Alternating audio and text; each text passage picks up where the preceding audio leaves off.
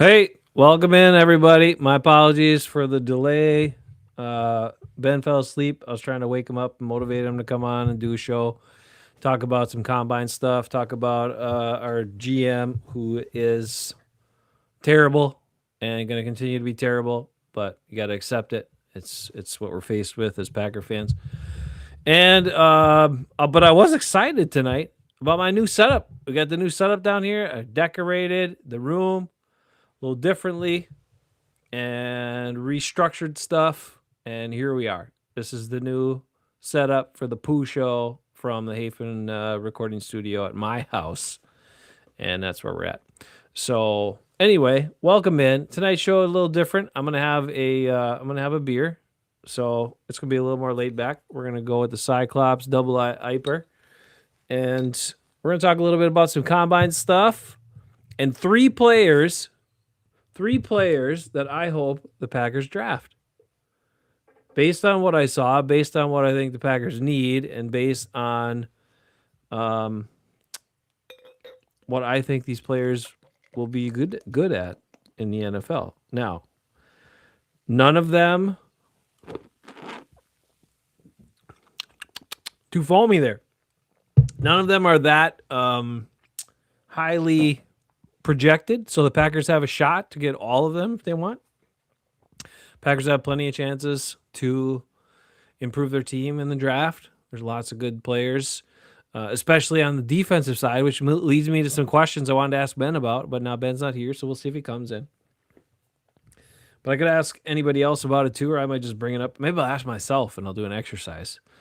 Whatever. We'll see how it goes. Anyway, if you got comments, throw them in the chat. Ooh, oh my gosh, Ben is here. What? Play clock is at 0. Whoop! David! Damn! It's been a while, David. We missed you. I don't know. I think we missed you our last couple streams, and it's good to see you again. I'm glad. You want Romeo back? It's not happening, David. I'm sorry. I like Romeo too. Romeo was one of our most reliable guys, but alas, it's over. Ben is here. Ben's here in the chat saying the play clock's at 0. He's too tired. Just gonna do, and he's not gonna come on. We'll see. David, good to see you though. Seriously. Hope things are going okay down by you. There's a number of different things to talk about, but Romeo's not coming back. Let's talk about that. Romeo won't be back. The whole big thing of Gute, and he's had his whole offseason campaign to talk about Matthew Golden, how great Matthew Golden was, and in limited opportunities last year. And so this is another way for him to force Matthew Golden into some more opportunities. He thought Matthew Golden was excellent.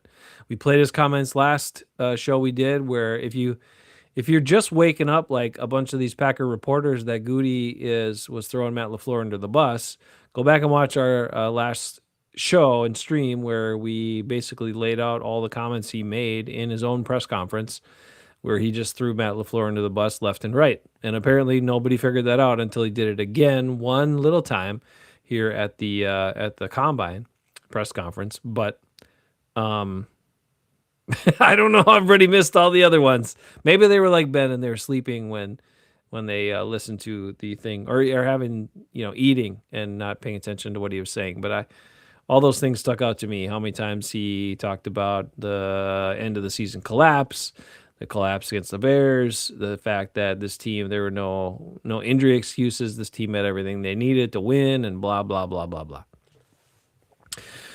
You should check that out. That was one of my favorite shows we've done in a while, and mostly because it was, again, exposing truth and truths to people, which is what we do around here on the Packer Outright Opinions show. I got to slow down my talk a little bit so I don't bumble around. Okay, so thoughts on what I saw at the Combine. Now, again, the Combine is not an exact science. The Combine, these players train specifically for these events and all that stuff. And so I know it can get a little misleading, like how good of football players they are. But college football is weird now. Like, it's really hard to evaluate guys based on their tape at times. And so it does have to be a mix between this, how they perform, And then also, Ben, how does the microphone sound? It's a new microphone, trying it out for the first time. It's supposed to be good, but I don't know. It was limited edition, but it was also cheap, so I don't know how good it's sounding. But that's an aside. Let's get back to the point. The point is that it has to be that because a lot of these guys either played part time in college, or they split time, or they went from one school to another with the with the NIL, the transfer portals, and all the stuff. It's definitely more difficult to evaluate their tape, and then when they do make those changes, they change in the competition they play. What? David agrees with Ben. Agrees with both of us. This team settles for mediocrity. You're right, David. You're a truth teller and a realist too. But anyway, so I think it has to be some of that. Now there are a lot of dudes that ran fast at the combine. A lot of them. And guess where a bunch of them play? On defense. And specifically, and on offense, the fast ones were wide receivers. Like a crap ton of fast wide receivers and a crap ton of fast defensive players. And the Packers are supposed to be stacked on defense because they've invested all this money and resources and draft picks in defense, and they need more speed on offense, but there's not the speed on offense necessarily in this draft that they have access to. Like crazy dudes like Sadiq, the tight end out of Oregon, who's like going to be a maniac and going to be an offensive weapon. He's not that tall. He's 6'3". Comp on him was kind of like Vernon Davis because of his athleticism, but he can jump like crazy high. That guy's just a playmaker at 241 pounds, ran a 4.39 or whatever. Like, guy's insane. Packers will never sniff him. We do have Tucker Kraft coming back, but man, can you imagine if you had another awesome weapon like that was that size that could do some stuff with the ball once you got it to him? I digress. Let's get back to the defensive side of the ball. When my head turned away, the mic doesn't pick you up. I want to pick you up, boy. Let me check my settings here real quick. Make sure I'm good. Don't. Because that's one of the things I think is do the Packers have enough playmakers on offense? That's the big question. Well, I don't know. There's a lot of questions about this team. There's a lot of questions about. I'm on auto gain control. Maybe that's the problem, Ben. I'll take that off. Let's see how that is. That's better. But one thing I think is that the receiver situation is going to be a little different. Christian Watson says he is coming back. He's going to be there for whatever. He doesn't care what his role is, if he's got to be a second tier guy or another tier guy. But there's some speed in the wide receiver group. But we had to draft a first-round wide receiver last year. That's one of my questions. My biggest question, looking at all these players, before I get into the three that I hope the Packers draft, which is kind of the main point of the show tonight, in addition to Gute stuff, and Ben will come on maybe and talk about Gute later, I don't know, is I don't understand his decisions. I don't understand why he made some of the decisions he made in recent years based on this college crop of players that he could replenish with. So, that being the case, I have to question either how good the Packers scouts are, or if not how good the Packers scouts are, how much does he listen to them? Maybe they're good, but he doesn't listen to them. Or does he just not pay attention to college football at all? I have no idea. But like, what's coming up? You'd think if you're the GM and you're always planning for the future like he does, and you build through the draft and your draft and develop business happening, and that's your philosophy, that you'd pay attention to what's coming out in the draft.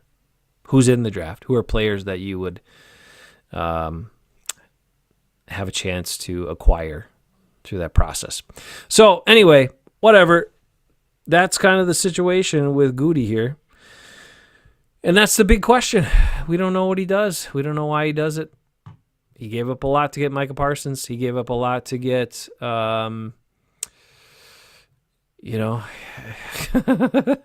he gave up a lot to get the pick that turned into LVN. And wow, was that amazing, right? But every time the Packers have a high pick, we don't do anything good with it anyway. Ben and I were talking before about Rashawn Gary's incredible lack of production. He was talking. We were talking about Lucas Van Ness's incredible lack of production, even though Gute was recently selling it as, he was off to a really good season until his season got derailed by injury. Well, no, take a look at his season. Take a look at what his production was in the season. It was very low impact, right?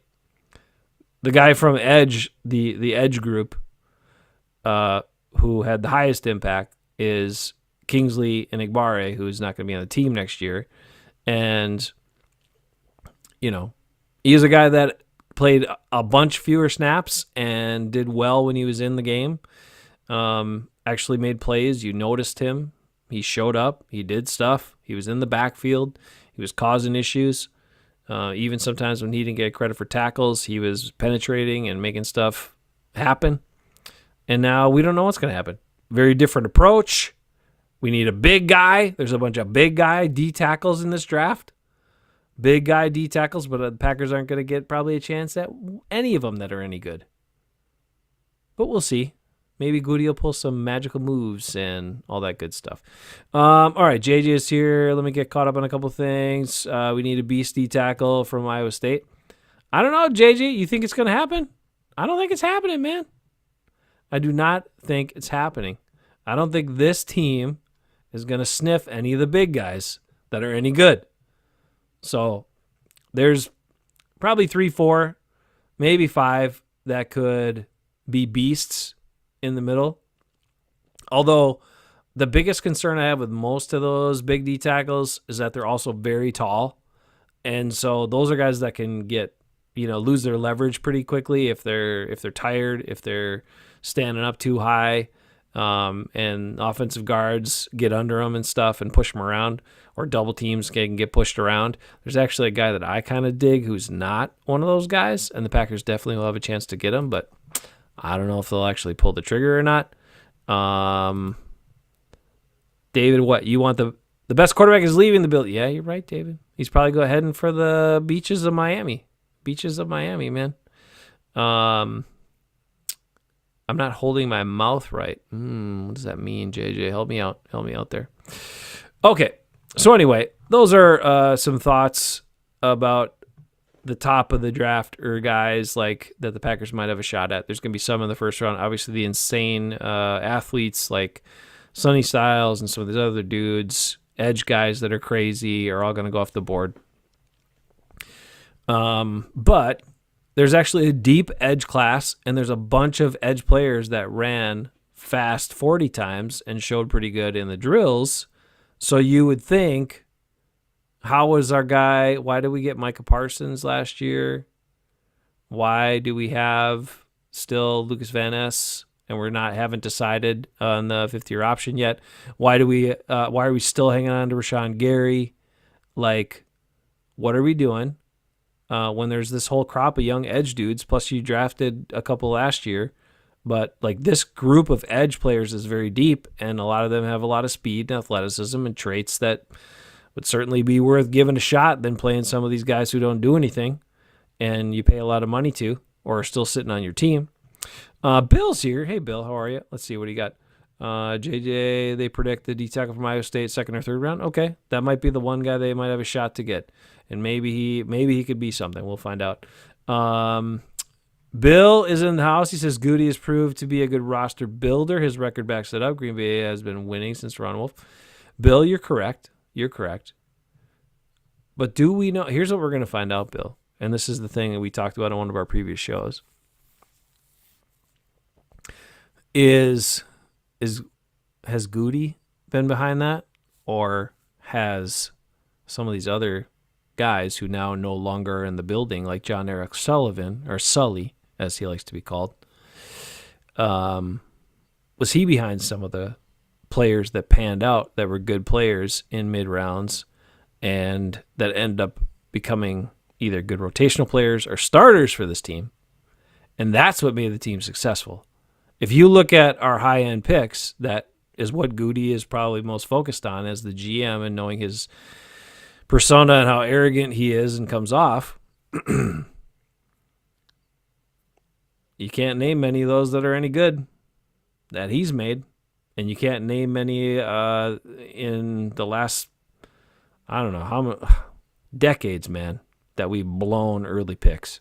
Decades and decades. And I get it. Some other teams have a bad track record too. But those teams end up being bad. So the concern is the secret sauce for the Packers is some of these other guys like Sully and some of the guys that he brought with him to Miami from Green Bay were the guys that were the secret sauce for bringing in good talent and helping guide those good third-round picks and good fourth-round picks and things like, fifth-round picks that end up playing for us and are good players. So we'll find, but the proof will be in the pudding. We'll find out in the next couple of years. So that's the good part. That's the good part. Now, I fear it's actually going to be a bad result, but the good part is we'll find out in the next couple of years. David says, I'm glad we have Brooks. Yes, Carl Brooks is a very good player. He's one of those mid-round guys who's a good, solid, good player. I like him. Gute will probably draft a long. Ha, JJ, come on now. Come on. Let's see. Oh, Bill, what do you got? He could have sucked with Sully by his side, but he didn't. Okay. Well, we'll find out. That's the beauty of it.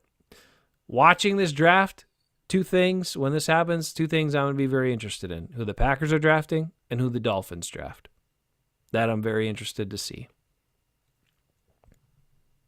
Because the Dolphins have talked about numerous things. A couple of key things with the bringing in Halfley and John Eric Sullivan were they want to draft guys who love football players. They're not so much worried about top-end athletes for everything. They're more concerned about the right people who love football, who are going to have the right attitude and work ethic and team guys, and that's what they're prioritizing. But guys who are almost obsessive about football. So, in Miami, that's really important because there are a lot of distractions for sure, right? You could have a lot of distractions to take you away. Oh, Ben just jumped in. I'll get him on here. So you could have a lot of distractions to take you away from that. But also, the other big thing that I think about is in Green Bay, it should be really easy to be obsessed about football because you shouldn't have to worry too much about what else is going on. Right? Ben, I don't know if your microphone's... What? Well, maybe... I don't know if it's... Check your audio setting if it's on your plug-in mic or if it's on... It might be. Just make sure it's switched to your mic. So I'm just hearing some background noise. Like traffic or something going on over there. Well, it's loud here, dude. Loud? Where do you live? Here. Oh, yeah, it's you. Okay. That sounds better. Yeah. Sounds better now. Okay. I didn't do anything. Whatever you did. I'm like Gute. I didn't do anything different. And all of a sudden they're better. I appreciate Bill's perspective, but I'm just thinking, Bill, like I'm worried. What did Bill say? Bill's talking about, he's like saying, hey, this might be draft and develop, hopefully applies to the front office. Hey. He's like, hey, Gute's put together good rosters, I don't know. Bill is a positive guy. We need more of those guys in our Packer fandom. Yeah, that's true. Because maybe it'll make us positive instead of being so grumpy all the time. Well, I don't know that we're... Hey! Well, yeah. Gute got a B+ from the players. It's because he made the Parsons trade. Come on. And because he drafted most of them. So... Oh, okay. They all think he's good. And ultimately, he's... Or they gave him way too much money to sign his free agents, like Aaron Banks and Hobbs, and they were very happy to take all that money for sucking. Maybe that's the other thing. You can't grade the GM bad because then you're afraid he won't give you as much money as you want or sign you back or something. That's right. That could be it. All right, should I tell you about the? You got some thoughts on this, or should I tell you about the players that I hope the Packers draft? I have zero thoughts. All right, well then let's talk about the players I hope the Packers I'm draft. only here because you were fumbling and bumbling around and you needed me, so here I am. See, I knew if I did enough of that, you'd show up. All right. So first off, the Packers, I think, really should get. I know we have. I know we have a situation where we Oh got boy. RAS Edrin score. Cooper. I know we got Edrin Cooper, Ben. I know. I know we got Hopper. We got Hopper in the hopper, but we got to go for Tex-Mex, the Texas Mexis linebacker Jacob Rodriguez, because the dude's got a good relative athletic score. Goody like that. But also, he's just a good player, and he's aggressive, and he's fast, and he tackles people. Now, he's not Goody's ideal size. He's only 6'1", but he's 231 pounds, pretty damn fast for a linebacker, and the dude can tackle, and he's a good football player. So, that might be the thing that takes Goody's eye off him, is that he's a more of a football player, but at least he ran fast in the 40, so that might bring Goody's eye back to him, and he has good vertical and broad jump and stuff like that. He's got zero. He's got zero agility testing scores. I know. That's You don't need it. Yeah, you just watch his tape for that, though. I'm telling you, the dude tackles people. He's aggressive.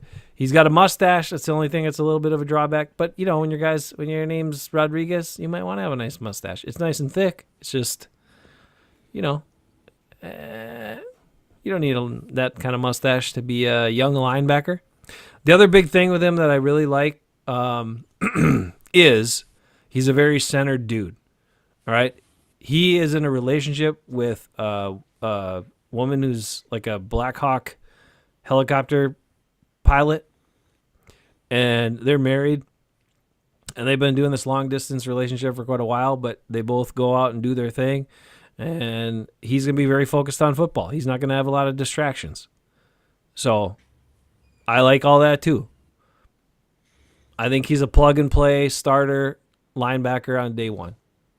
And you can get him. You don't have to get him as a day, even a second round pick. You can probably find him in the third round based on the devaluing of the inside linebacker. Although some people will say, because of his testing numbers, kind of showing that his play on the field was backed up by his testing speed, and his speed on the field backed up by these testing numbers, that he might elevate into the second round. But we'll see. Anyway, I like him. So that's one guy. Is but he a Blake I know. Martinez? No, he's much faster than Blake Martinez. I should look up what Blake Martinez 40 was. I'm sure it was pretty damn slow. It's probably like 4.7 something. But, neither here nor there. So that's one guy I hope the Packers draft. But I actually think the Dolphins will probably draft him, to be honest with you. I really do. Okay. Now, I know the Packers don't want to draft inside linebackers, off-ball linebackers. I know they don't want to do that. And Goody don't want to spend like a third-round pick on that. I get it. He doesn't want to do that. Or definitely not a second-round pick on it unless he's like crazy Edrin Cooper guy. But I think you might have to do it just to get him. And I like that guy. And the other thing Goody has said that I don't like is that these guys are all kind of the same, right? We don't fall in love with a player. We don't target a certain player. We just build the board and follow the board. And, so basically all these players are the same. But all these players are not the same, right? I don't get it. Like, why do you do so much work and put so much effort into identifying who the person is and what, how smart they are, the football acumen, all the stuff, blah, blah, blah, if you're not going to make that help you make a decision on this player is a player we want. This is a person and player we want. They don't do that, though. Goody said it. He does not do that. I know other teams that do it, but he doesn't do it. Looks at them like they're all just in a lineup. These five guys are basically the same. Whatever one's there, that's the one we'll take. Well, then why do we have him? A computer could do that. The point of being a GM or in a player, development guy or a player acquisition guy is the fact that you look at the numbers and all that sort of stuff, but you also get the information and you also look at the tape. And those three things together form an opinion that you can use if you're good to find the right players, which is why we end up with guys that we've mentioned a bunch of times in the fourth round and fifth round, and sometimes third round. Not under Gute though, because usually third round was always bad. But we're talking years and years of guys taken later on who are pretty good. But when you just go by the numbers and you just have everybody just, oh, he's a number and he's a number, and we just picked the guy and they all kind of grade like this, and we don't care. If one of them gets picked, that's fine. We'll take a different one who falls underneath that same category. That's a robot can do that. AI can do that. So what's the use of having Gute then?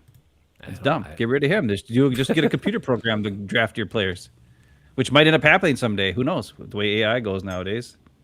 It kind of feels like with him, it feels like auto draft. Yeah. In Except not auto draft.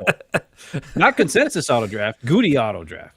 Right, because you're not actually drafting to fill roster spots. You're just drafting. I don't know who else was next on your board with no consideration of what you need to fill out your team and starters and all that sort of stuff, which is the concern with this GM and how we've missed out on drafting quality starters. And again, let's just take that back a step of what that means. When you don't draft to fill starting positions, right? Where you have deficiencies. Then what happens? You end up with a lot of investment in certain positions sometimes, like we had so many edge guys that we had a lot invested in. We had so many corners at some point. We had so many so many wide receivers with last year, all that. And then what do you have? But you still have starting positions for these other players, and then you don't put any resources into drafting higher end talent for those. So then you end up with some other guys that were like undrafted free agents who start for you, or lower end draft picks end up starting for you because you didn't get more of those players or prioritize it. So you didn't fill out your roster so that it's like some of these guys are going to start, some of these guys are going to play. Like there are positions on a football team that you need to fill out starting positions. And this GM never looks at the draft as filling out starting positions or drafting starters. He's just trying to draft, like you said before, the guy he thinks has got a freaky athlete that might turn into a superstar. And then mid-rounds, later rounds, somebody takes over or gets in his ear or makes the decisions or whatever, or has to this point, and drafts football players that end up playing for us because they're football players. So here's another guy that I would like to see the Packers draft is this running back from Alabama. Now, we have an old running back from Alabama on our team, Josh Jacobs. But this guy ran a really fast 40 time. And I know composite explosion grade is poor. I know it. I know composite size grade is okay. I know all of it. But what I'm thinking is, we've talked about this for a while now. The Packers don't have enough explosion from the running back position. They haven't had speed.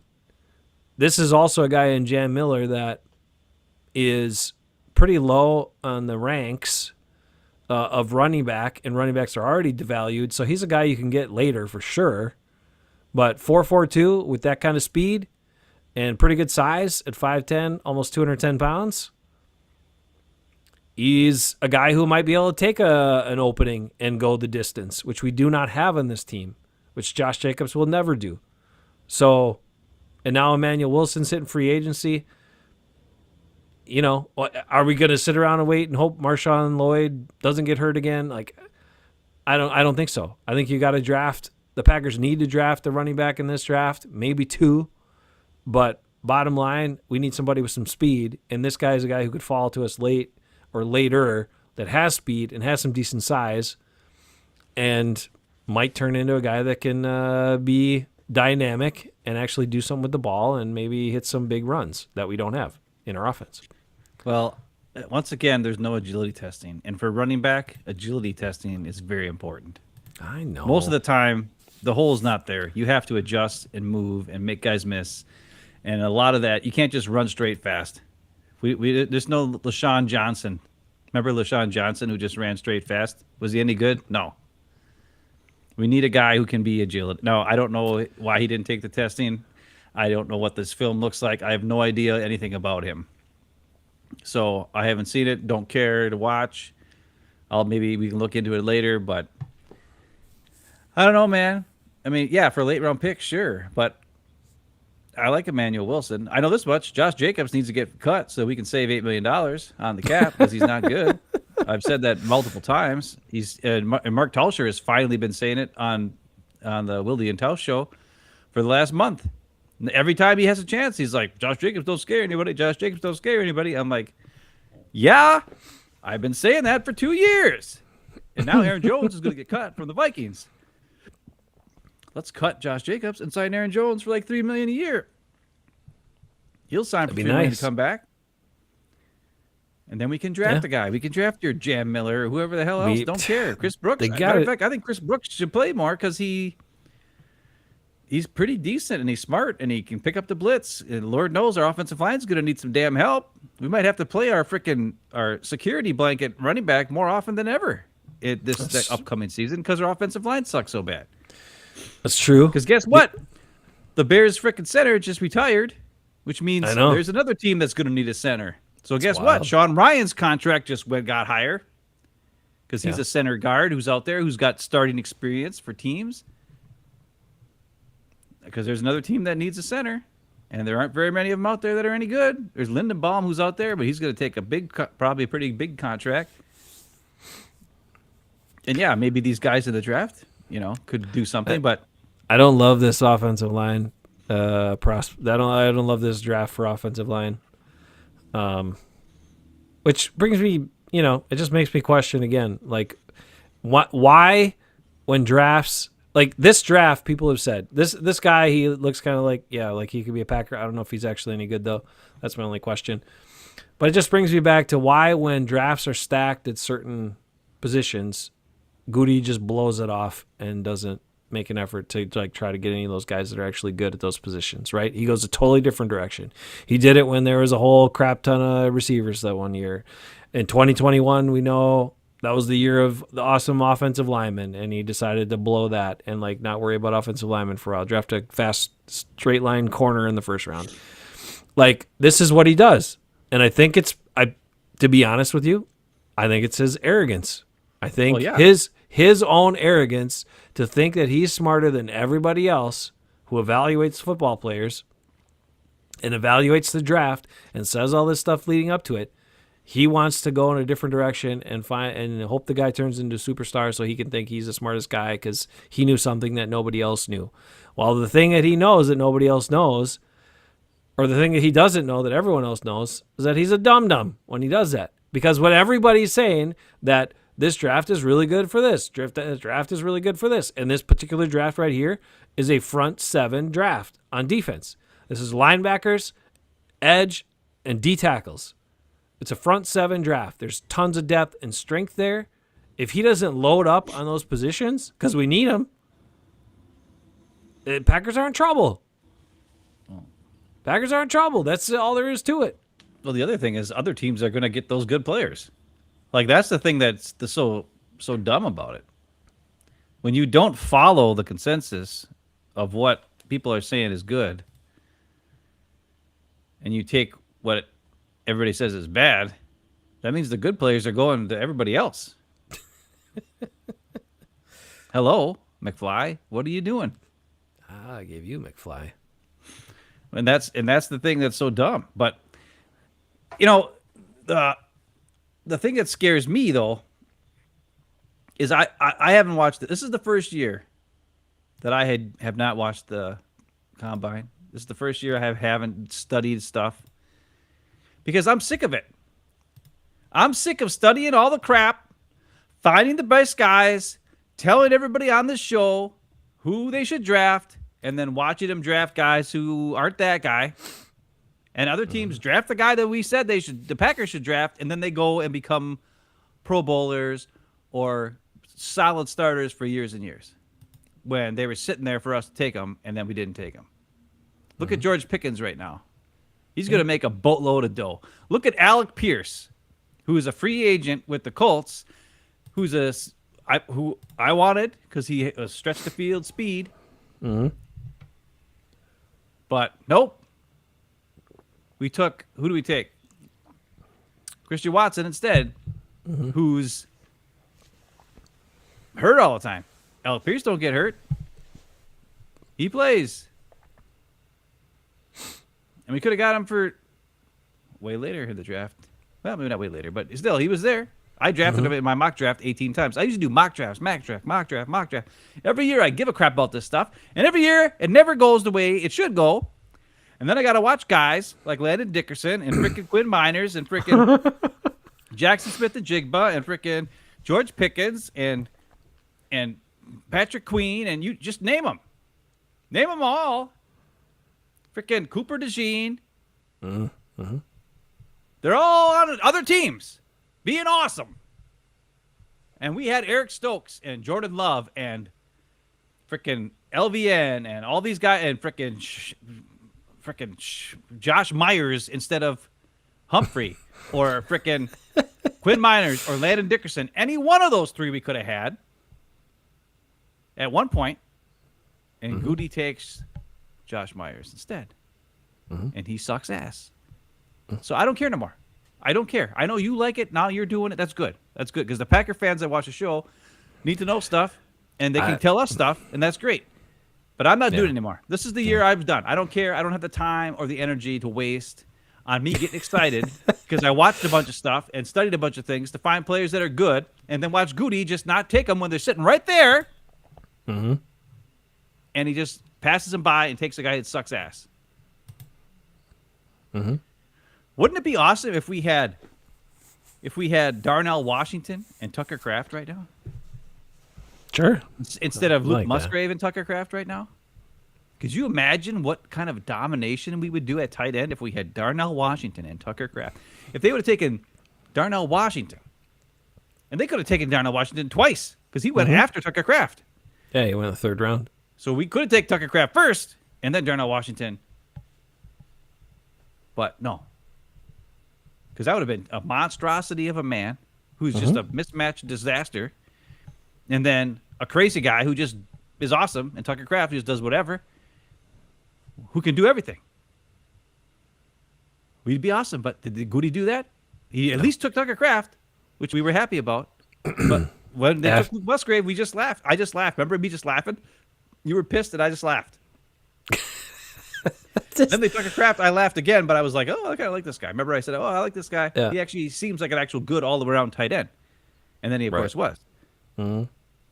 So, but I'm done. So you can do it now. You can do it now. He's a football player. You can get super mad like I get. I'm not super. I know you did too because you were a Quinn Miners guy. You were the Washington, like Washington a lot that year. After 21, I've surrendered. Like that's it.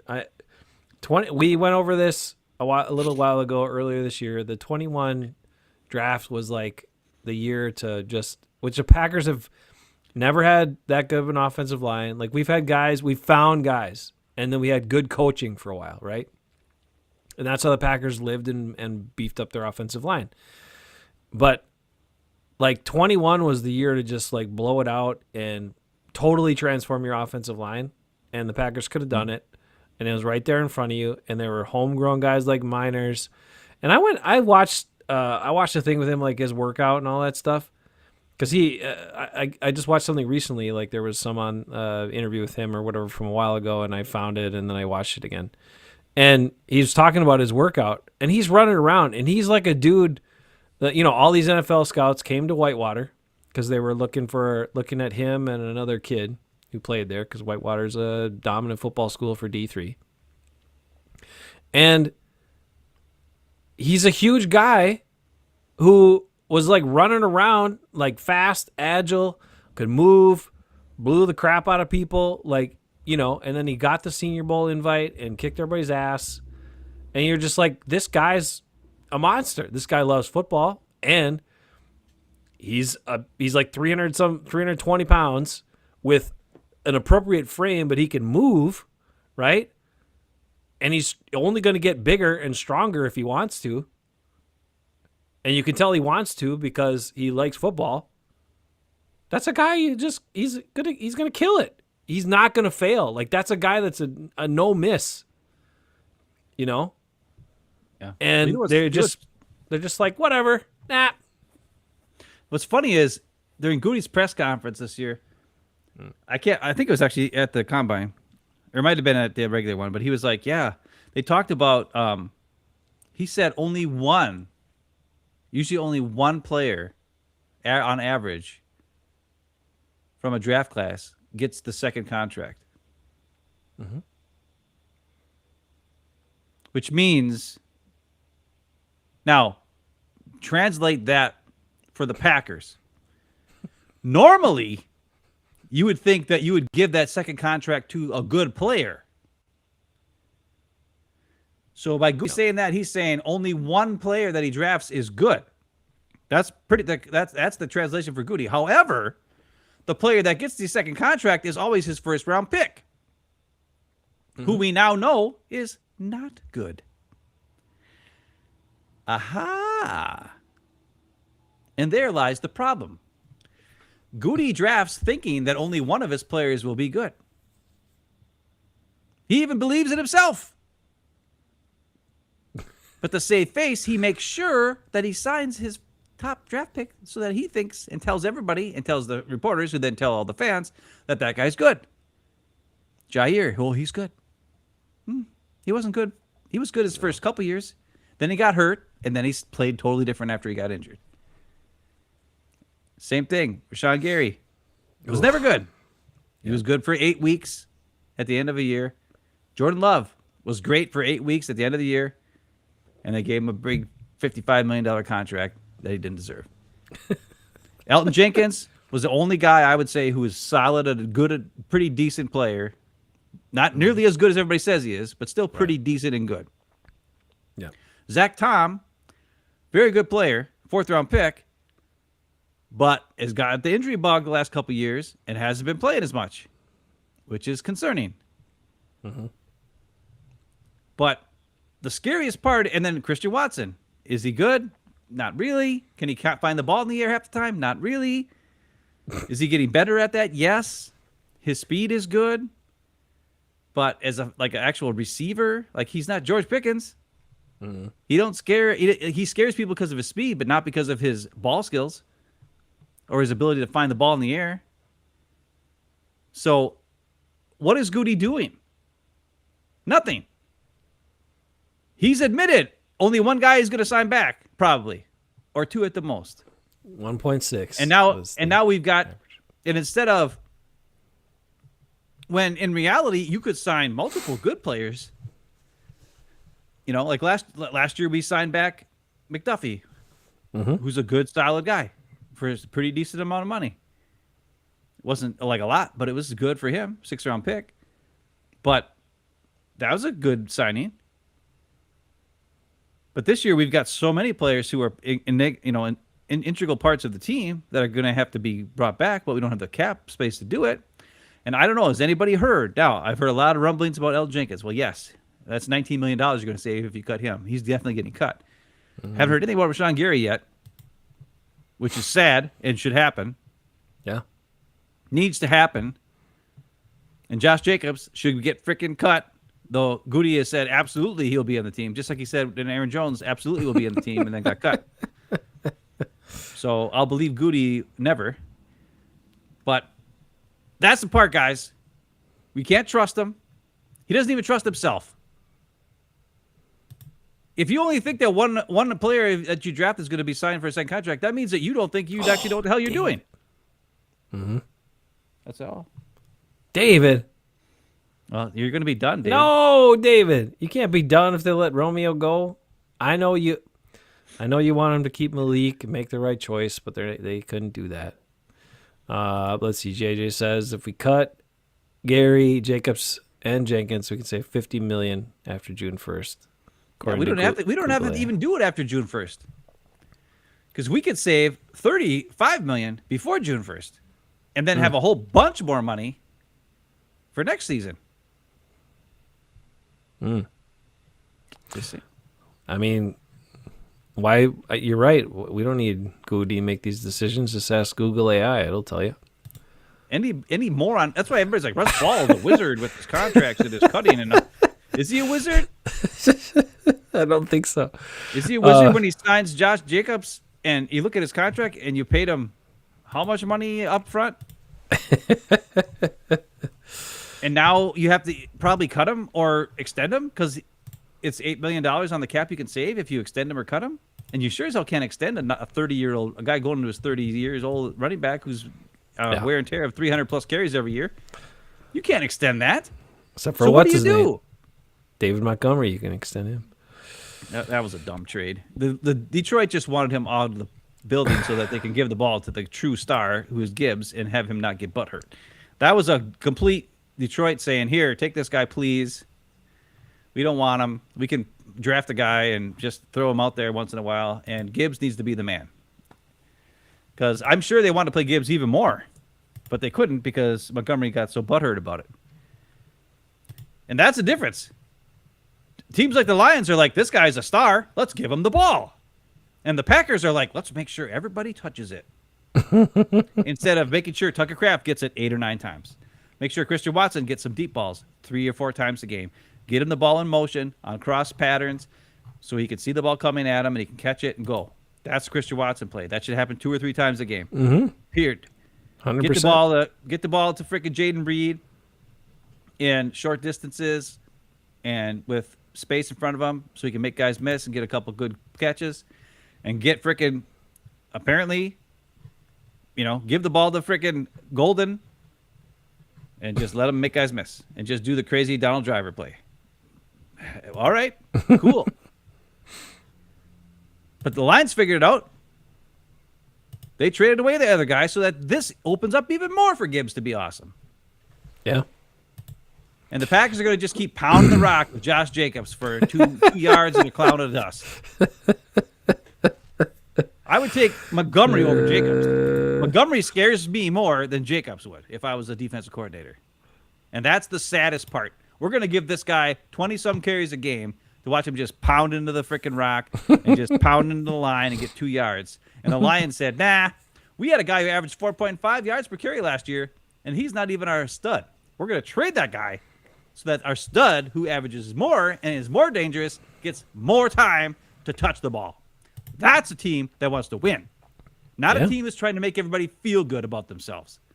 Oh, I want to make sure this player feels good so he gets because we signed him, so he has to get the ball 20 times a game, even though it ain't going to help us win. And that's the problem and why the Packers can't freaking win in the big. Bill, come on now. All right. Let's we'll go over it, Bill. Once again, Gute has been successful building rosters, so why don't you trust him?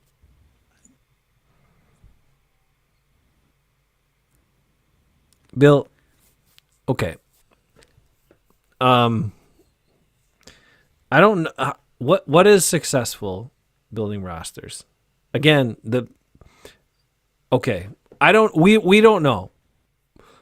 I cannot assume though, and I would definitely not assume that this general manager is active in making decisions on filling out the rosters when it comes to after the high picks. So undrafted free agent guys, late round picks, stuff like that. I don't really think he's paying that much attention to it, to be honest with you. Is he involved? Sure. But is he probably taking advice of people who know these players that they end up signing or end up getting? I'm assuming because he probably has not been involved in scouting those players, knowing those players, whatever. So when you look at that, I get he's the general manager. I get you can give him credit for all of it, but I wouldn't give him credit for those things. And the Packers have had this long track record of those are players that are vital to the team's overall competitive success.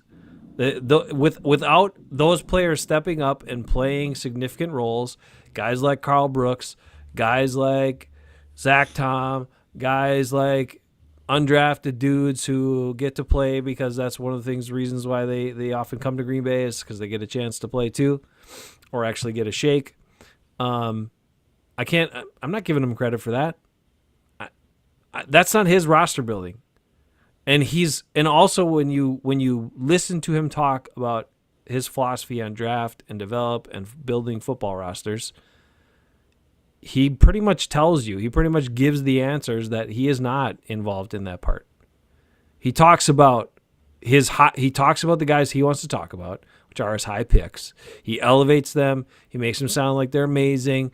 He signs them for high contracts when they don't deserve it.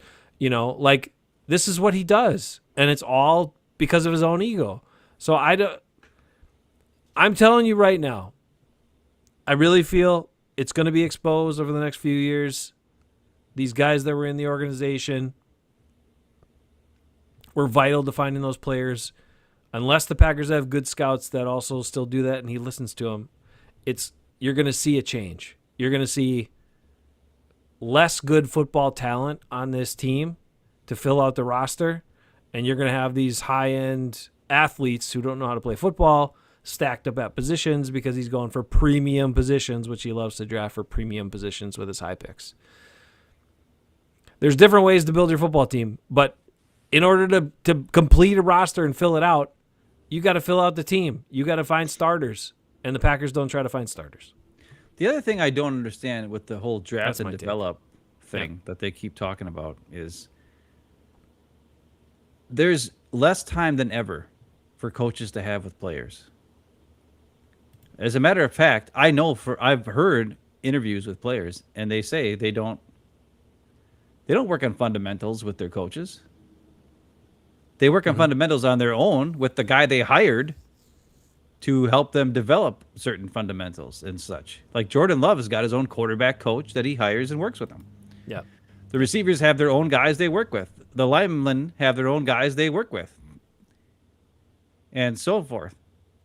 The coaches don't work with them. So it's not like you're and not only that, the Packers coaches, those guys, have you seen them? They're not developed guys. They don't know what the hell they're doing.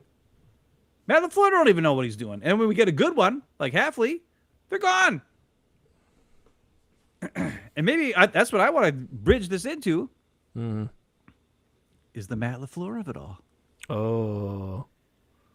But can I point out one real quick thing?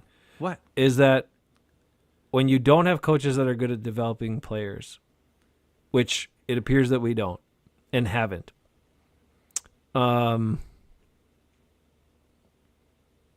why are we drafting players that need to be developed and not more football-ready players? Yeah. Well, it's not only that. Take a look at the Packers roster. How many guys have made the Pro Bowl? Sorry for the negative attitude, Bill.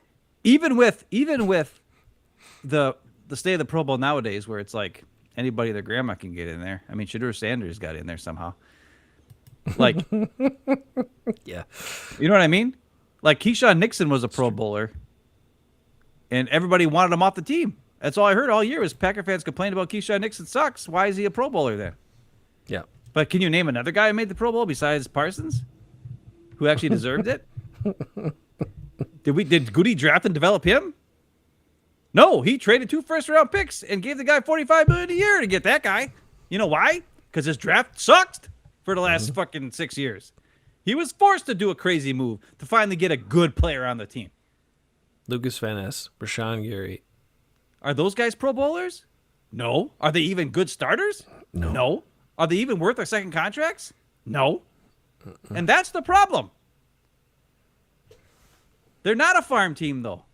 Because a farm team is a team that develops guys and then they go somewhere else and are good. Well, hold on now. Name a guy that was developed by the Packers, went somewhere else and was good. Doesn't happen. There aren't any. No, it doesn't happen.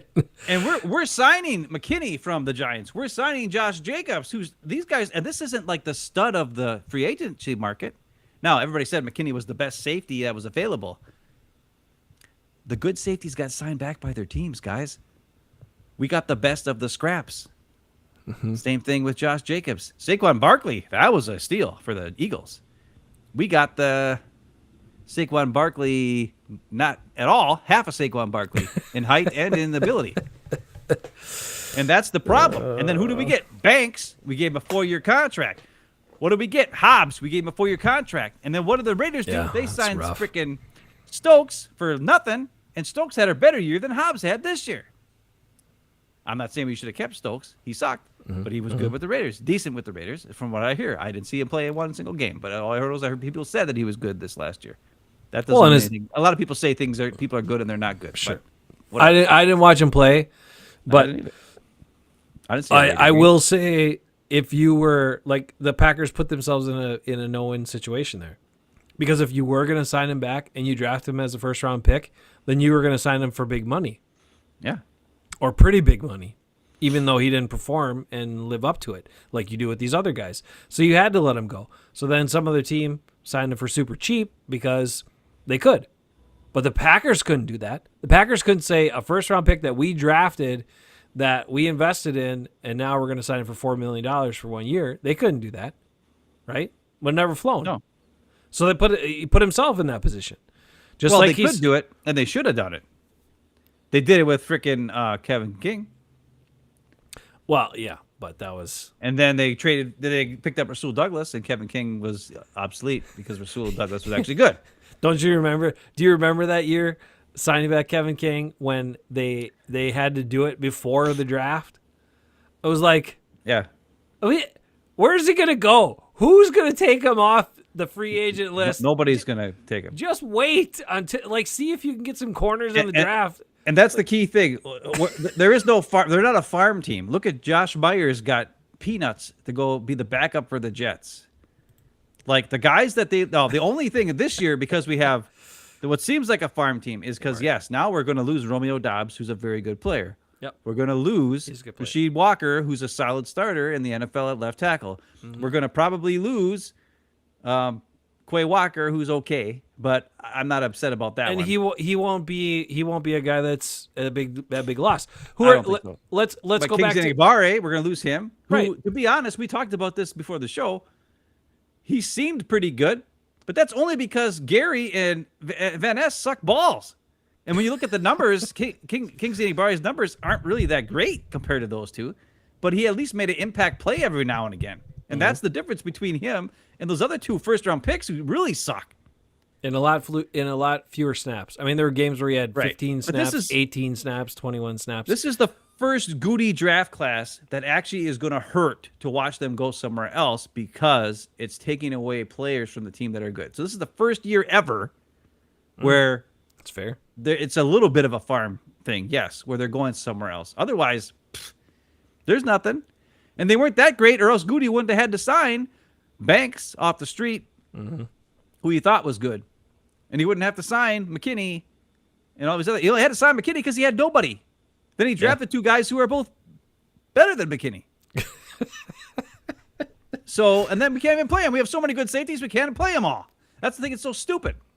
There's more good safeties in this draft too. It's crazy.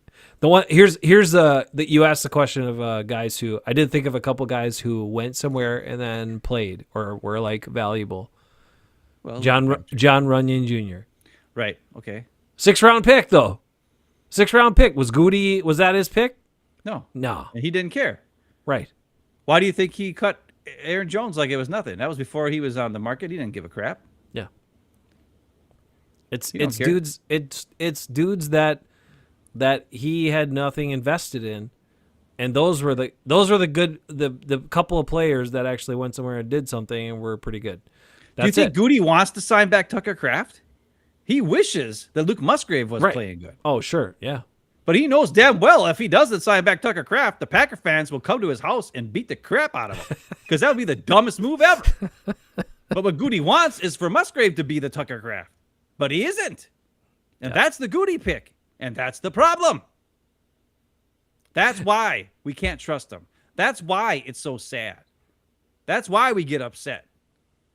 And because we're told and fed things by the reporters that are fed to them by freaking Gute and other guys.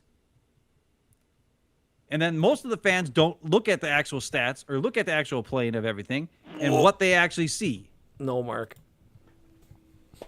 Don't say that. Don't say that. Mark says, I don't know what ear he's got to the ground, but I hope it's his bad one. I hear they're keeping Gary. He said, Can't. Is they Too much money. It'd be so stupid. We looked at Rashawn Gary's production because production is part of the equation. It has to be a huge part of the equation. What do you do? How do you impact the game? He doesn't impact the game. He had 7.5 sacks all of last year, and they all came against almost all of them except one came against old quarterbacks. Old quarterbacks that they happened to play that Micah Parsons scared into him to get sacks. Aaron That Rodgers, was it. Joe Flacco, Jared Goff. Yeah. These are those guys are going to get sacked multiple times every game because they're old and can't move. Right. Any quarterback who has even this much athletic ability can get away from Rashawn Gary because he's not fast and he jogs. It was a whole meme of him. We showed it all year. Everybody showed it. The Gary jog. He can't catch guys. He doesn't impact plays. He has no impact plays. You said, what did you say his quarterback hits were? He had 6 quarterback hits in the last 10 weeks or something. Yeah. He had 20 quarterback hits. He had 20 quarterback hits, but 13 of them season. came in the first 7 games. Okay, so 7 quarterback hits in the last 10 games. Yeah. And so no sacks, and hardly any tackles for almost all of his tackles for a loss were in the first 7 games too. Right, which means it's probably just people running away from Micah Parsons and running right to him. Yeah. And then as soon as Micah Parsons was hurt, they were like, "Sweet, no more worries." No, or maybe they were scared of Rashawn Gary. Hold on, maybe I'm wrong. Maybe I need to watch the film. I don't know.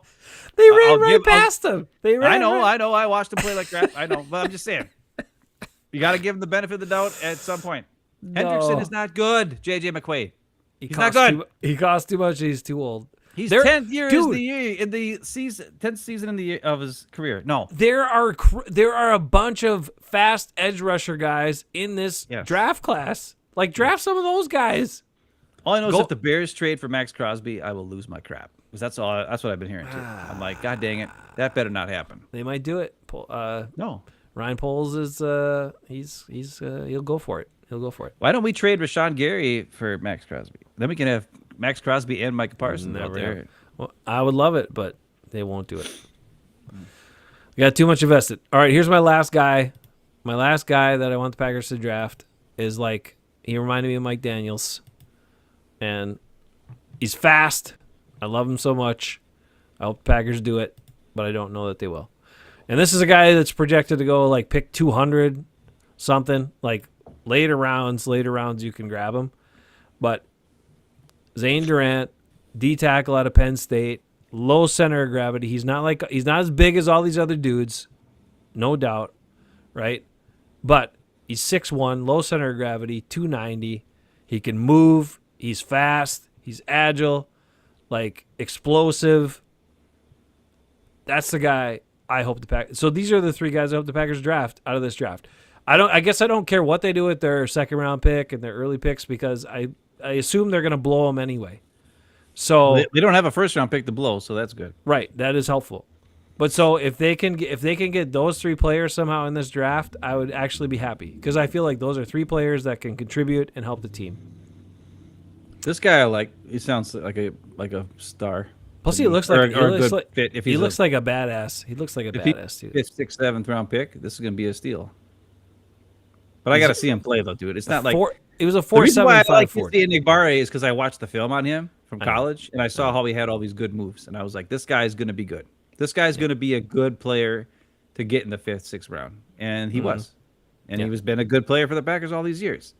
And that's why I liked him. He was one of the guys I targeted. And Gute, well, it wasn't Gute though. We know it was probably Sully or whoever who drafted him. But wait a minute, what is this? You can't get your hopes up for this stuff. Gary was a good signing. Gute, why do people stick up for him? I don't know. Explain that, Mark, because are you being sarcastic here, or did you just mistype Yeah, he something? laughed. There's a ha. All right. Oh, okay. Gotcha. I thought we were going back all the way. Don't we get about 3 or 4 third-round picks? Whoop.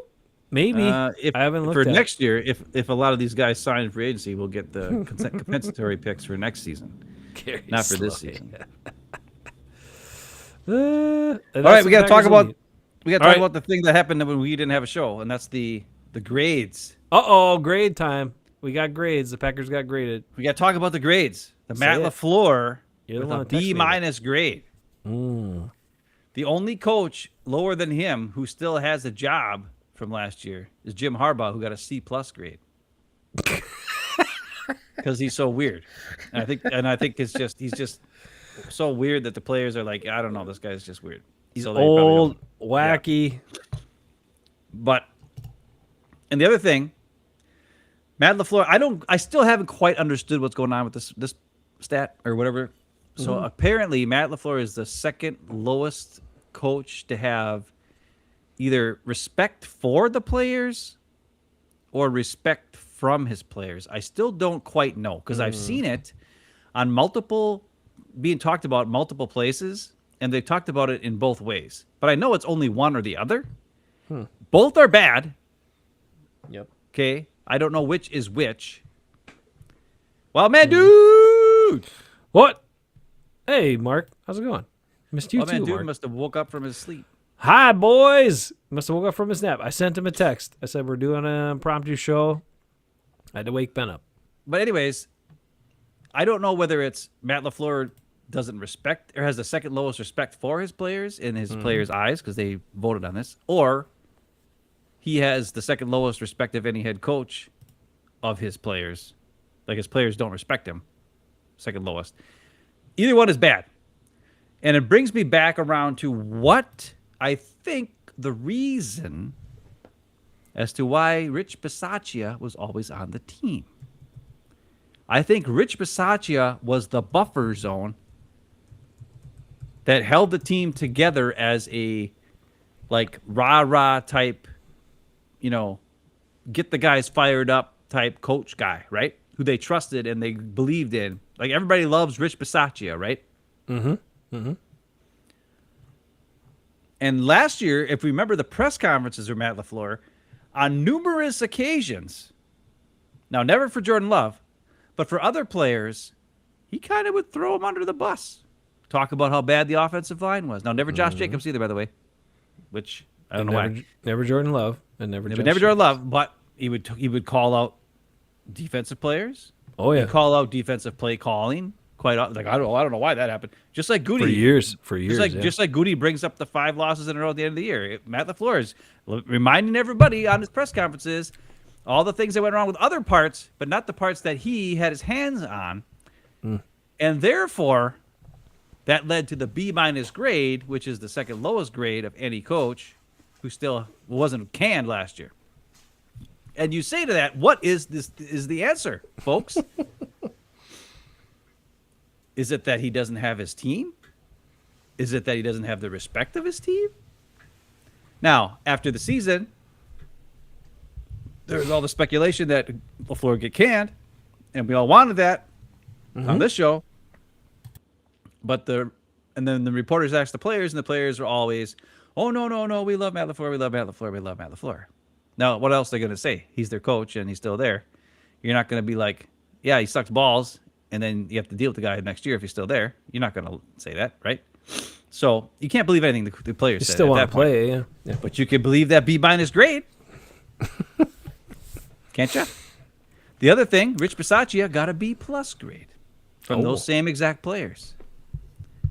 Jeff Hafley got an A- grade from his defensive players. And now he's a coach of the Dolphins. Wish he was a coach of the Packers, but he's not. So the question is, what happened with Rich Bisaccia stepping down last week after every other team signed special teams coordinators, and even his own assistant went and signed with the Browns, and then a day later he says, I'm going to step down? That doesn't sound like a Matt LaFleur pushed him out. Because if he would have pushed him out, I would hope he would have pushed him out a long time ago, so he would have a whole bunch of guys to choose from. Instead, he's got to wait till everybody's signed by everybody else, and you get the scrap heap. Just like we get the scrap heap free agents. We don't get the best ones. We get the Josh Jacobs and the Aaron Banks and the Hobbs. We don't get the stars who are free agents. And we spend way too much for those crappy guys, by the way. So who is the special teams coordinator guy? I don't know. Rich Bisaccia, did he just give Matt LaFleur a kick in the nuts, right? Like, be like, hey, I'm out of here. See ya. Yeah, he did. And that's the thing that scares me as a Packer fan for the Packers as a team. Now, me as a Packer fan who wants Matt LaFleur gone, kind of, because I don't respect him anymore. So I think he's a decent. Okay, I take that back. I think he's a good, decent coach. But I think he's the. This is a good question I saw asked on a radio show. I want everybody to honestly answer this. Everybody in the comments, answer this. Jason, answer this question right now. Okay. First, give these guys a chance to answer in the comments. I want everybody to answer this comment in the comments. Okay. If you were a player or a fan or anything, doesn't even matter, of the 4 NFC head coaches, which one's the worst? Out of the 4 NFC head coaches, which coach, as a total coach, so I'm not saying the worst. You're play saying caller, NFC North. NFC North. Sorry, yeah, NFC North. That's okay. 4 NFC North head coaches. Yep. Okay. Which coach, if there is a tier, rank them, and who would be on the bottom in leadership? Who would be on the bottom in organization, trust? Who would be on the bottom in the ability to rule? Who would be in the bottom? The ability to inspire? The ability to come up with a game plan that would scare people? Like, I think there's different levels, right? Like Campbell obviously is a rah-rah, bite your kneecaps, get everybody fired up guy. So he's number 1 there.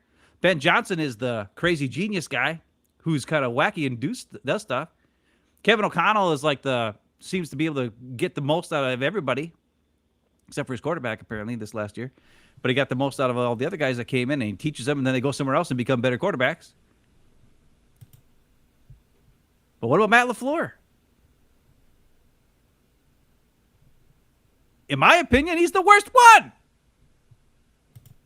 And he's the worst one.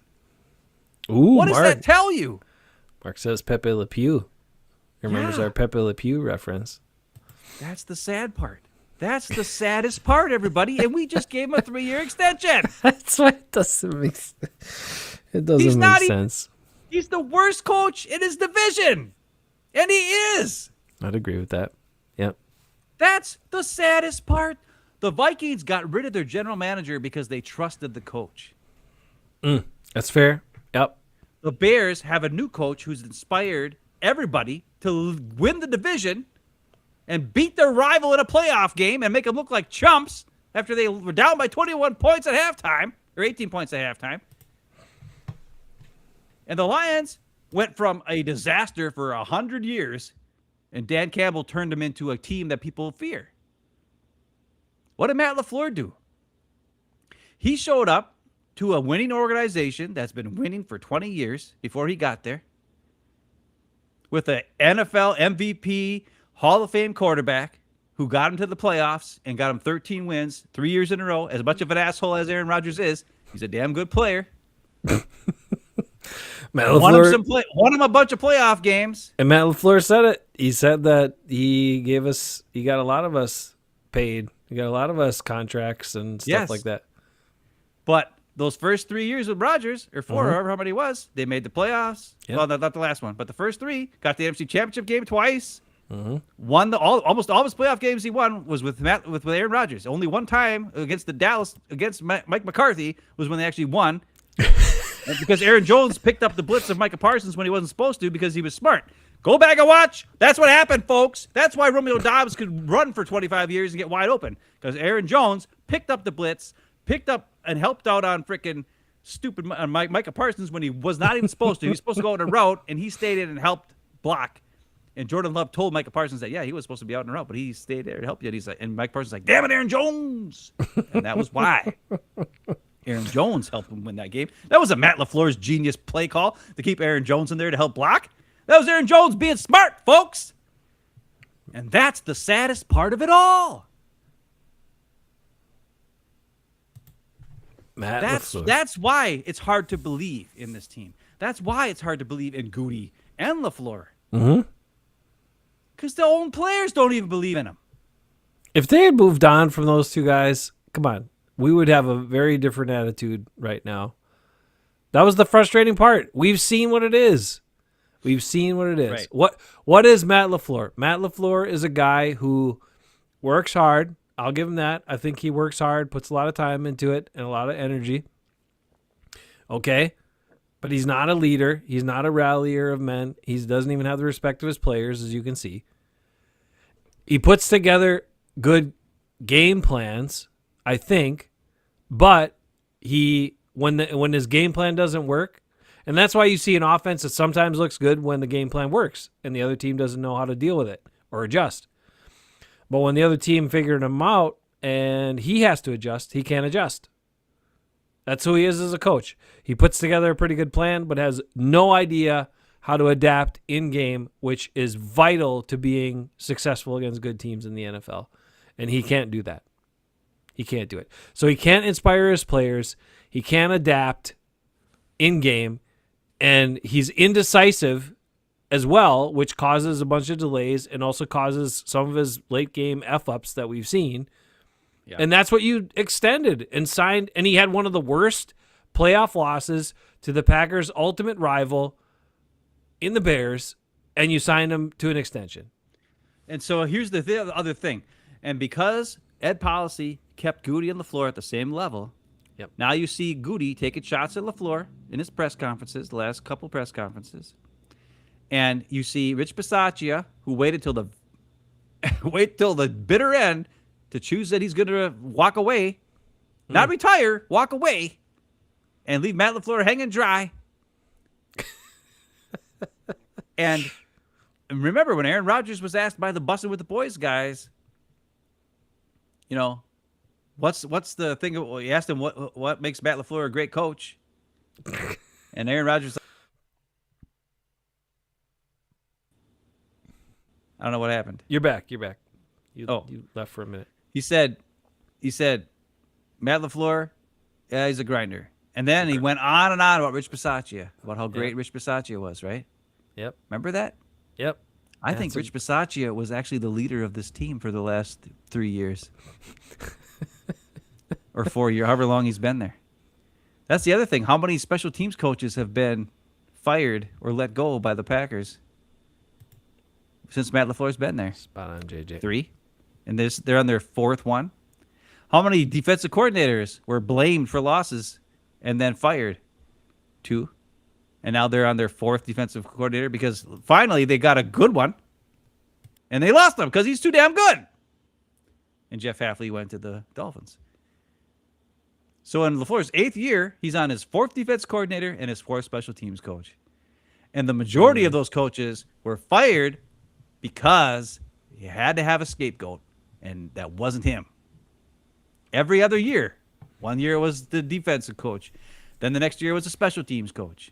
Then it was the defensive coach. Actually, it was a special teams coach 2 years in a row because they fired the special teams coach, hired his assistant, and then fired him the year right after that.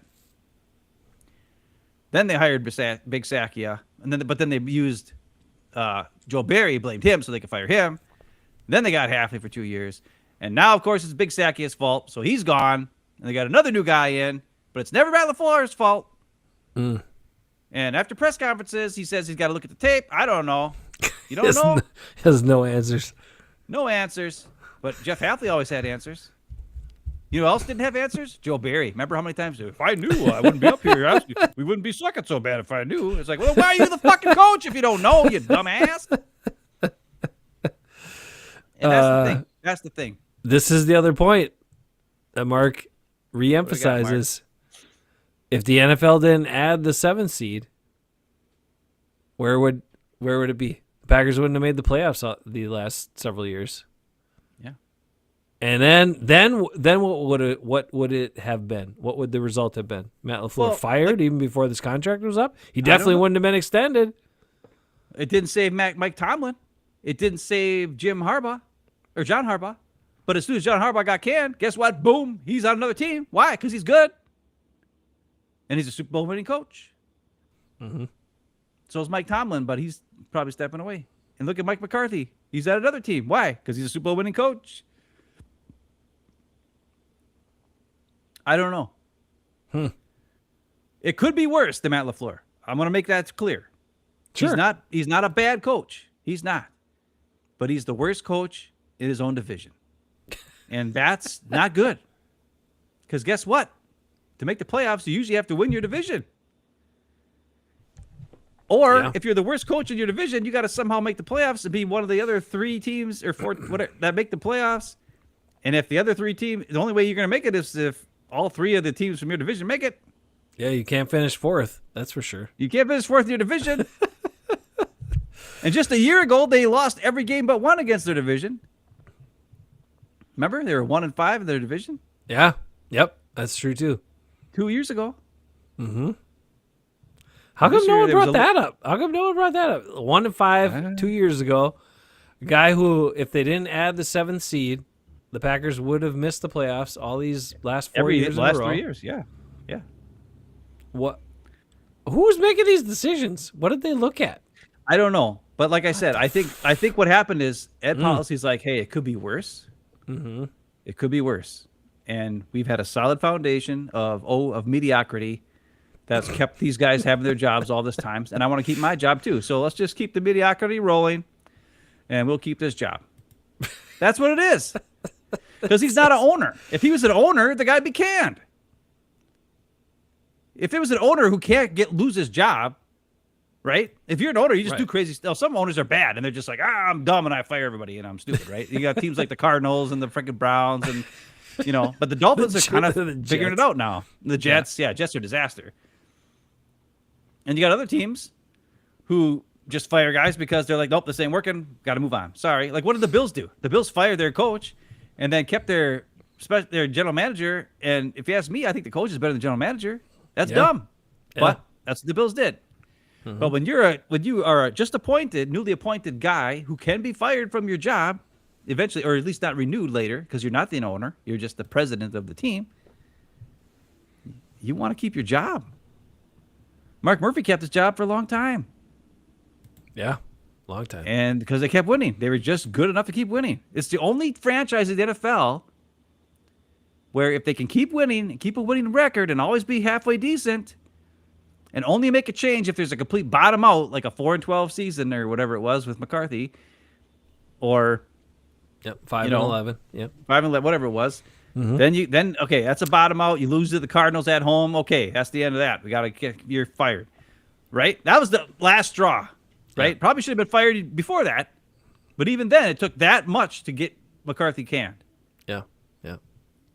And LaFleur went 1-5 in his division last year, got embarrassed in the playoffs against your rival, and he still kept his job and got an extension. I think if Mark Murphy was still here, I bet you he wouldn't have. But because Ed Policy's new, I bet you he's like, you know what? I'm not going to screw this up. We're going to just keep going the way it is and riding the wave. We're just going to keep riding the wave and stay right about here. We'll just keep going right about there. Keep selling hope, right? Keep selling hope. Tell people, pump up your players that you've paid a lot of money to that sort of perform like Jordan Love. Like, he was on a heater in that playoff game. He was amazing. Look at the stats. We went back and watched. Remember? 4 touchdowns. We were at Dad's and we watched the whole game back because you can watch the whole game on YouTube. You didn't want to do it, but we did it. It was the worst night of my life, yes. And what did it show you? What did you say? I said Jordan Love sucked ass that game. He said he didn't do anything. Like, he had do 4 fucking thing. He had 4 touchdowns where he didn't do anything on those plays. The one pass that was more than 2 yards was a wide open Jaden Reed or somebody. Right. Yep, Jaden Reed. Because it was an awesome play. Christian Watson took 2 guys with him. Yep. And then cut back inside across the field, and Jaden Reed was wide open on the wheel route. And Love didn't do anything in that play. He just threw it to a wide open guy. Like Aaron Rodgers would have complained after the game about how easy that touchdown pass was. And that's the sad part. Jordan Love was not on a heater. Romeo Dobbs play was another one where Christian Watson kind of picked the guy, and Romeo Dobbs went around. Actually, it was Jaden Reed who went in motion and came in, and then and it was just a wide open Romeo Dobbs. The Christian Watson touchdown was just a Irvin Fryer route all the way across the field, shallow cross, and he's faster than everybody, so he's wide open for touchdown. And then the Matthew Golden play was a Donald Driver special where you make 17 guys miss and jump over a guy and score a touchdown. Jordan Love didn't do shit. He didn't do anything. And Romeo Dobbs made a bunch of tough catches for first downs to keep drives going. And Matthew Golden had a couple good first down catches. Yep. So I know the stats looked amazing, and everybody can be like, Jordan Love is a great playoff performance. He had 4 touchdowns. He had 4 touchdowns. And all that, no interceptions and da-da-da-da. But those, when you look at what he did in the game, it was none of it was spectacular. None of it was even barely above average. So that's where the stats can be misleading at times. But at the same time, they also gave up the lead and didn't do anything. And in the second half, we watched, and he couldn't do jack shit for way too long. And everybody blamed the defense for collapsing. But guess what? They kept holding the Bears down, holding them to a field goal, shutting them down eventually. And then the offense get the ball back, 3 and out. Nothing. So you're back out there again. That's how you collapse on defense when you got to go back every 3 plays. You get 3 plays off, and then you're back out there again. Yeah, the defense did great for 3 quarters, and then they just couldn't take it anymore. Yeah. And we watched the game again, and I wouldn't recommend it to anybody because it was really sad to watch it again. But it's on YouTube. You can watch the whole game live on YouTube, but on YouTube, and it's good to go back from your thoughts and your perception of what the game was and watch it again and with more objectively, like the and that's outcome. Not even the All-22. We just watched the regular TV. Right. So on the All-22, we would have seen even more sad stuff that made us mad probably. Our O-line was bad, but it wasn't terribly bad. There was also some really bad play calls. There was when you watch the game back and you saw Kingsley Enagbare had to cover the flat and the slant on the same play. He had to cover 2 guys because they dropped him from his defensive end position into a coverage spot, and the corner on the outside bailed to nowhere because there was nobody there. He just took it was Keyshawn, and he just took off 25 yards deep, even though no receiver came anywhere near him. And Kingsley Enagbare had to cover the flat and the slant. And then of course it was thrown to the flat, and the guy ran for another freaking 25 yards, and it's like, what the hell was that? Dumb play call. It's Jeff Hafley. I don't know who did. I don't know if it was Keyshawn. It shouldn't have bailed. Should have stayed where he was. I don't know. Right. We don't have those. But answers. It was a play that was 2 guys in a relative same spot, and one guy had to figure out how to cover him. Can't do it. Kingsley Enagbare can't cut himself in half and cover 2 guys. And then you watch on the other side, Matt LaFleur would just have guys just run patterns that didn't work in cohorts together to force players to make a decision and possibly make the wrong decision to get a guy open. It was just run your route and beat the guy in front of you. It was the classic Mike McCarthy crap. And the Aaron Rodgers stuff in the early 2010s where they did great until Denver Broncos figured them out and showed everybody the plan on how to beat the Packers. And so Matt LaFleur didn't do anything to help the offense. And that's sad too. Because he didn't know how to adjust, because it worked in the first half, his plan, and then he didn't do anything different. The Bears adjust, and he didn't know what to do. Well, he did. He had him. He said he put him in. He ran out of shotgun. Because the Bears were clouding the middle more in the second half, so he thought if he put him in shotgun, then that would work better. Which makes no sense because you're not giving your running back a head of steam then. And then so as soon as a guy beats your offensive line, he gets in the backfield, he gets his ass kicked for a negative 4 yards. Genius. And he has no momentum to try to break a tackle. In Josh Jacobs' case, who needs the momentum to break tackles because that's what he does. Because he sure as hell can't juke a guy out of his shorts. That's not what he does. So it was dumb and dumb. Let's examine this for our last thing and then go. Yeah, let's get out of here. So Jeff Hafley talked about, his experience going in at the same time with the new general manager, how he thought that was really important, and they were aligned, and all that stuff, right? So they jived. Yeah. Have you ever felt, and ask yourself this as a Packers fan too, have you ever felt that Gute and Matt LaFleur vibe together? Like they were aligned, they were on the same page, like they were a good fit? It just seems like never to me. The other thing, like is actually, Goody's acquiring players. Like we've talked about it. Yeah. Physical, stronger, bigger players, and Matt LaFleur doesn't play the way you would play with bigger offensive linemen. He still does the slide this way and the flow this way and the blah, blah, blah. And then he gets these other guys for the defensive scheme that are big-ass defensive edge guys, but then the Packers are trying to drop him into coverage and do stuff. It just doesn't seem to fit. And like most of the time, the successful ones, the GM and the coach have to be aligned so they have the same vision and the same thought about how to play football and be successful and win games. And it doesn't seem like this combination of general manager and head coach are like that, are in sync at all. Yet we just extended both of them for more years. I don't get it. I don't know what happened or what the conversations were. But something happened. They talked for a week before we heard anything, before we heard about the extensions. Sure. Yeah. And they said they got together between, Ed Policy and Russ Ball and Gute and Matt LaFleur, and they all talked and blah, blah, blah, blah, blah, and they had a plan, and that's great. But it's clear when you hear the Jeff Hafley interviews that him and Sully are, like, connected. Like, they get each other. And they had that experience while being with the Packers to help them feel that way and get that way. And Jeff Hafley even said, he's like, I had interviews with 6 teams. And I chose the Dolphins because of Sully and because of, I think, the combination that we have together is going to work. And that's pretty awesome. If I was a Dolphins fan, I'd be super pumped right now. I'd be like, damn. Like, if these guys fail, it's because they suck. It's not because they don't, like, have a pure foundation to work with. Now, they're really bad cap space right now, so their team's probably going to stink the first year. Like, the Dolphins is really bad. Right. But the Packers with Gute and LaFleur, it's weird. Like, Goody's taking, like, the big 330-pound guys and he signs Banks, 300-some-pound guy. And LaFleur is still running the, flow to the right, flow to the left. Don't change the line of script. Just call it a running play. And get your big guys on some D tackles and move the line of scrimmage. Give Josh Jacobs a couple free yards before he has to try to find the hole.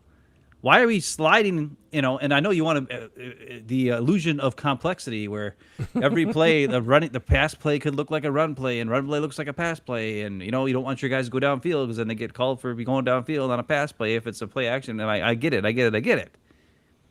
And you also have the Matt LaFleur run pass option, which sounds cool if you have a quarterback that scares somebody, but Jordan Love can't run. So it's just a pass option, I guess. So I don't know. I don't know who's going to have to somebody's got to take a lead here. And the bottom line is, Jeff Hafley said this too, and he's like, well, the best coaches are the ones who take their players and put them in the best position to win. And the best position to perform on the field, whatever that is. Which and Matt it's going to LaFleur be interesting. Talks about, but we don't see it. Right. Well, we don't. Because why would you have Luke Musgrave do a tight end screen? That would be stupid. Yeah. Why Christian Watson is doing a wide receiver screen? He can't. Why would you cut Malik Heath, who's your best receiver, who's a blocker? That's the other thing. LaFleur constantly calls these plays where receivers have to block, except Gute doesn't draft guys who can block. So then you're forced to sign Malik Heath as a free agent because you need somebody who can block. Romeo Doubs sucks at blocking. Jaden Reed's not much better. The only guy who can block is Christian Watson, and he's okay, but he's not great. Matthew Golden sure as hell can't block anybody. He's tiny. But Matt LaFleur still calls plays where those guys have to block, even though they suck at it. Is that using your players to their best abilities? No. What would be better is if you watch the game. If you watch the game against the Bears, what did the Bears do with their wide receivers on plays like that, on short passes? They had their wide receivers run routes deep and take the Packers' corners out of the play, even though they know the ball wasn't going to them. But they can't block. So they're like, I'm not going to have you block because you suck at it. Because if you miss your block, the play's dead. But if you run a route that's 10, 15 yards downfield and the corner goes with you, that's one less defender there to mess up the guy who's going to get the short pass. As opposed to standing there and trying to block when you can't, you get your ass kicked, and then the guy gets blown up for a negative freaking play. And that's the difference between a good coach who understands his player can't block worth a shit. So I'm not gonna have what's that guy for the Bears who's the big price guy they traded from the Carolina? DJ Moore. DJ Moore. That guy can't block worth a shit. So they just had him run all the time. They had him run routes constantly. And on the other side, Matt LaFleur has Matthew Golden blocking on a wide receiver screen or on a tight end screen. The frickin' Luke Musgrave, you got Golden and Romeo Doubs trying to block. And then what happens? The guy gets no, it's not Musgrave. It's what's his face, the guy they drafted, Savion Williams, and then he gets rocked and then fumbles the ball. And why? Because Romeo Doubs can't block anybody. Yeah. And it was Romeo Doubs and Matthew Golden's going to block for a Savion Williams wide receiver screen? That's fucking dumb. That's Matt LaFleur. So this often happens to us, like an hour and a half in, where I think we discover things. I don't know why it happens. I knew this. Like, I didn't discover it. I just talked no, about I know, but like where these things come out. I'm a dumb, but like literally this just hit me tonight. I don't know why I never thought of it this way before or thought about it. But I think the only thing that Matt LaFleur and Gute bonded on was getting rid of Aaron Rodgers. Yeah. That bonded them together. They had a common goal. They were like, this guy's a pain in the ass, and we need to find a way to get free of him. Well, Gute for sure wanted him gone. Exactly. And LaFleur, his first year, was trying to give him a chance and blah, blah, blah. And then after that, Rodgers was like, fuck you. I'm going to do it my way, and I don't care, run your offense anymore and all that because it doesn't make my stats look good. So then he was a pain in the ass. And LaFleur was like, 13 games, made the playoffs. I know. But I think that common thing bonded them for a little bit. And then once that was done, once they got rid of him, then this was all exposed again, right? Then then it was exposed that they don't align. They're not a good fit. They don't even like each other, like JJ pointed out. I don't think they like each other. I don't think they see football the same. I don't think they like each other. I don't think they evaluate players the same. How many you mentioned Malik Heath before, right? Matt LaFleur talked about guys like even my favorite Packer of all time, Lucas Patrick. He valued those guys. He publicly said Mercedes Lewis. Right, things for them. And what did Gute do? Cut him.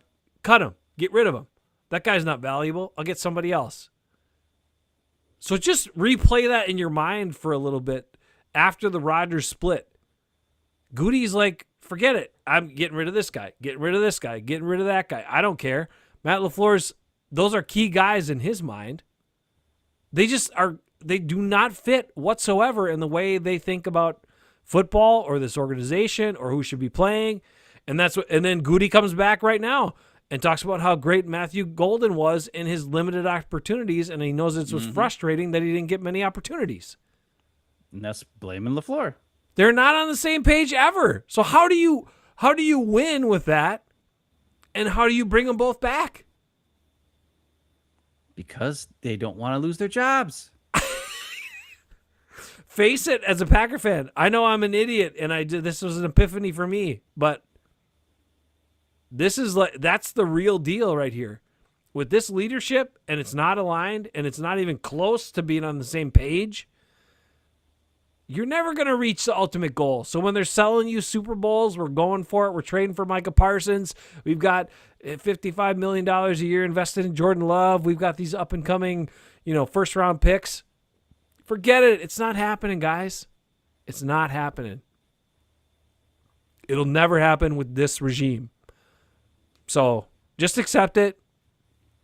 Go into seasons with lower expectations. Enjoy the ride.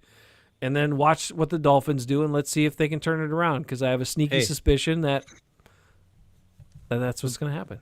Thing is, though, we still have Tucker Kraft We still I have know they still get good players. Evan Williams, It's annoying. Zach Tom. We do have Micah Parsons. Yeah, we traded 2 first-round picks to get him, but we do have him, and he's a good damn player. I mean, he's no Max Crosby or Garrett from the Browns, but he's still good. He's also not a technician. Edgerrin Cooper. No, he's not. He's a hustle guy. Yeah, And he'd be better as, like, honest to God, like, everybody's complaining about the new defense coordinator switching to a 3-4. If they switched to a 3-4 and he played more of like a Clay Matthews, outside linebacker, pass rusher, also cover sometimes and do crazy stuff, I think he'd be awesome. He could be like an impact player, because it would take his assignment as trying to hold up against the run away. Get some big fat guys to play D line and 3-4, or a 3-3-5, whatever, and have Parsons be your outside linebacker on one side and Edgerrin Cooper on the other side, or put Edgerrin Cooper in the middle and let him run around, or put Micah Parsons in the middle. I don't give a shit. Clay Matthews was awesome when he played middle linebacker that one year. I think he'd you be imagine great Mike in the Parsons at middle linebacker. That's what he played in college, and he was unstoppable. That's why he drafted number 16 overall at middle linebacker. And everybody was like, oh, and then they moved into the pass rusher because that's where the money is. But still, if you want your team to be good, on the game is right. But if you want your team to be good, that's what you do. Take his responsibilities of having to hold up against the run and the offensive line away. Let him be free flowing, and have him and Edgerrin Cooper just do crazy shit, and put 3 big fat guys out there to hold up against 2 fucking offensive linemen, and let those guys run wild. Eat up the blockers and let those guys clean it up. And maybe that's what they'll do. Maybe that's what the new freaking Gannon guy, defense coordinator, will get a chance to do. But Goody's got to get some big guys. We have none. They need. That was an interesting comment from Jeff Halfley. He was talking about, I don't remember where I saw it, but he talked about the seasons in Green Bay. And he's like, yeah, you went into this season. Like, he talked about this. Somebody asked him about adjusting the players and all that. Yeah. That's what and he's like, we went into this season with, TJ and Kenny and anchoring like that on your defensive line. You thought you were going to play a certain way. And then TJ is gone. And then you trade Kenny. And then we had to totally adapt and change up the way we played when he was talking about adjusting to his players. He talked, as he said, Mike Florio. He had an interview with Mike Florio. Yeah. I saw that interview. I watch all Jeff Halfley stuff, which is sad. TJ I don't watch as much Packer stuff. TJ is a maniac. He's good. You need some big dudes, man. Let's go. Big citrus. That's what JJ McQuaid's saying. Big citrus. I mean, the only concern I have about some of these D tackles is that a bunch of them are 6'5", 6'6". Like, those are tall guys that can get, especially when you get tired, you don't keep your low center of gravity. You get too high, and then people can shove you around. That's why I like Zane Durant, because that guy is 6'1". He's never going to be too high. Just like remember when Mike Daniels would just get down on one knee sometimes and just hold off guys? Mike Daniels was crazy. Yep. That's why that dude reminds me of him, like size-wise and just kind of like but this guy's faster. This guy's a lot faster than Mike Daniels was. Yeah, Mike Daniels was strong and freaking crazy and tall. No, I know, but remember, like at times you were like, Mike Daniels isn't fast he was a little enough. slow. Like when he couldn't track down Carson Palmer, freaking 2015, it was horrible. Yeah, and Larry Fitzgerald ran all the way down. It was Clay Matthews who finally caught him. It was weird. But like the 5-yard line. But all these other things are really similar. He's probably not as strong. He doesn't have the wrestling background maybe that Mike Daniels had. But I love defensive tackles that are short, because it just helps them not lose their leverage, because they're freaking short. So you don't have to be 320 pounds if you're 6 foot. Like, you can be so low to the ground, and then if you're quick and you got a strong base. And look at Aaron Donald wasn't 6'3". He was like 6'1". He was small, and he was only like 288 pounds too. He was just he destroyed monster. Everybody. Yeah. Well, look at Keanu Benton. Isn't he doing pretty good with the Steelers? He's doing pretty good. Yep. He's a smaller guy who's tough. Yep. Anyway, a big guy. I don't know. The Steelers drafted a smaller guy. He's kind of big. Who's the guy they drafted? Some other guy who was small. Kinsey or something. I don't know, whatever his name is. Steelers always draft good defensive linemen, though, no matter who it is. And linebackers. These are taken from Wisconsin. Yep. There's no good linebackers this year from Wisconsin, but there is a good coach that now is coaching the Bills defense, so we'll see how that goes. Yeah, well, you know what? Nowadays, I don't think Wisconsin's going to have any good players because they're all going to go away. Hey, they got this quarterback that's transferring over who's faster than hell from Old Dominion. He was freaking out running dudes. They played, I think, they played Indiana, I want to say, or somebody early on, and he ran for like 2 long touchdowns because he's so goddamn fast. He had over 1,000 yards. He had like 1,500 yards rushing this year and 2,200 yards passing, and he's like a dual threat guy. That's probably their best quarterback prospect, and who knows since Rusty Wilson came in for 1 year. Don't mention him. He was good that 1 year. He was good that 1 year for the Badgers. Such a fakey freaking. He is the worst. At least Aaron Rodgers is an asshole, and everybody knows he's an asshole. Yeah. But Russell Wilson's except so him. fake. Yeah, he doesn't know it. Yeah. But Russell Wilson, like everybody can see through his fake ass. Yeah. Everybody. That's why nobody likes him. God damn it! I watched these videos on Quentin Miners, and I was like, he was such a great Packer. Like, son of a bitch. He's so great. He's just a Wisconsin dude that was like, and that's what you can't have an arrogant, disconnected GM who doesn't understand the value of not only a good player, but a guy that just resonates and exudes Wisconsin, what that would do for the fan base. You know? It's mind-blowing to me. And it's just because he's at a position that you don't value or whatever, like, get out of here, Gute. Just get him the fuck out. You valued him in the free agency last year. You valued guard last year. Yeah, too late because he had to, and then he paid a shit ton of money for a guy that's not even that good. Mm-hmm.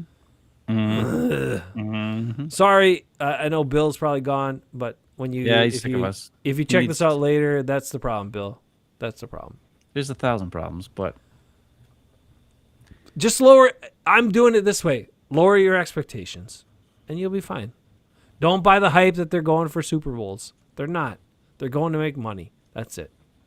Mm-hmm. Corey said it. They sell hope so they can make money.